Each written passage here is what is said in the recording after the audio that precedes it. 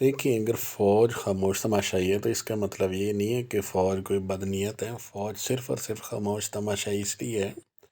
کہ وہ دیکھ رہی ہے کہ یہ سیاستدان کیا کرتے ہیں، کیونکہ یہ اصل میں یہ ساری ذمہ داری سیاستدانوں کی ہے، اس کو مینیج کرنا، ڈیل کرنا۔ لیکن ہم جو بار بار کہہ رہے ہیں کہ سیاستدان اس قابل نہیں ہے، فوج کو ضرور انٹرفیئر کرنا چاہیے، انہیں انسٹرکشنز دینی چاہیے، انہیں مانیٹر کرنا چاہیے، کیونکہ اگر یہ اسی طرح سے کرتے رہیں گے تو یہ سلسلہ اسی طرح سے چلتا رہے گا۔ اور بلکہ اب تو آپ دیکھ رہے ہیں جس طرح عمران خان نیازی صاحب ہیں اور سیاستدان ہیں، یہ عوام پاکستان کو فوج سے دیکھیں بالکل برگشتہ کر رہے ہیں، انہیں باغی کر رہے ہیں، اگینسٹ مائنڈ سیٹ ریڈی کر رہے ہیں لوگوں کے، انہیں بتا رہے ہیں کہ دیکھیں جی یہ سارا بجٹ اور یہ سب کچھ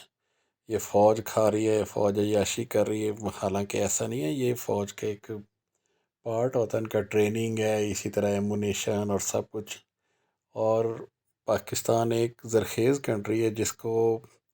اس کے وسائل کو اور اس کو سب کو جو ہے استعمال میں لا کے پاکستان کی حالت بدلنا یہ سیاستدانوں کا کام ہے، لیکن یہ اس طرف بالکل بھی توجہ نہیں دے رہے۔ اور حقیقت میں اس وقت فوری طور پہ جو کٹ ڈاؤن کرنے کی ضرورت ہے وہ پاکستان کا بجٹ ہے۔ اس وقت سیلریز، پینشنز اور اس طرح کے یہ جتنے ان کی بے حساب مراعات ہیں آرمی کی، اور اسی طرح سے آپ سمجھے ججز ہیں، جوڈیشری ہوگی، سیاستدان ہوگی، فوری طور پہ انہیں کٹ آف کرنے کی ضرورت ہے۔ اور یہ صرف اور صرف اگر کوئی کروا سکتا ہے تو آرمی۔ اگر اب تماشا دیکھتے رہیں گے، مزید دیکھیں صورتحال خراب ہوتی جا رہی ہے جس طرف ہم جا رہے ہیں، اور سب سے بڑا خطرہ دن بہ دن دیکھیں پاکستان کے جو ایٹمی اثاثے ہیں ان کے لیے بڑھتا جا رہا ہے۔ تو خدا نہ خواستہ اگر کوئی دیکھیں سویئر پرابلم ہو گئی تو پھر اس کے بعد پھر نہ کوئی جج رہے گا، نہ کوئی جنرل رہے گا۔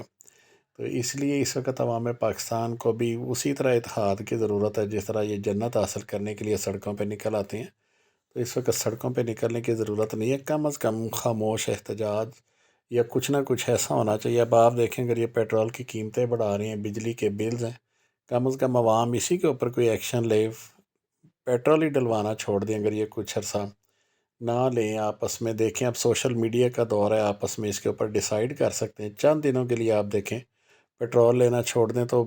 دیکھیں خود بخود ہی کس طرح سے یہ قیمتیں پیٹرول کی بھی ڈراپ ڈاؤن ہوں گی اور چیزوں کی بھی۔